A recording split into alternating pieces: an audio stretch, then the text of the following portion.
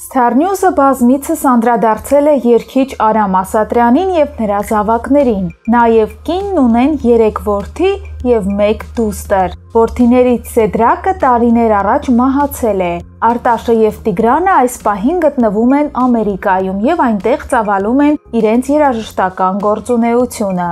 Star News-ն այսօր որոշել է պատմել Ասատրյանների դստեր Զվարթ Ասատրյանի մասին, ով մեր ունեցած տեղեկությունների համաձայն չի շփվում եղբայրների հետ։ Մենք հետևել ենք Զվարթի ինստագրամյան էջին եւ նկատել, որ ոչ Տիգրանը եւ ոչ Արտաշը չեն հետևում իրենց քույրիկի սոցիալական ցանցի էջին։ Զվարթին հետևում են միայն Տիգրանի որդիներն ու Սեդրակի որդին Արամը։ Թե ինչ սև կատու է անցել նրանց մեջ, Star News-ը խոստանում է հետագայում պատմել։ Հավել ենք, որ Զվարթը երգչուհի է։ Նա ժամանակ առ ժամանակ հանդես է գալիս իր նոր երգերով, սակայն որպես այդպիսին շոու բիզնես ասվածում երբեք էլ չի եղել։ Նշենք, որ Զվարթի ամուսինը շոումեն Գրիշա Սանդալյանն է, ով Ամերիկայի Միացյալ Նահանգներում ճանաչված եւ պահանջված շոումեն է։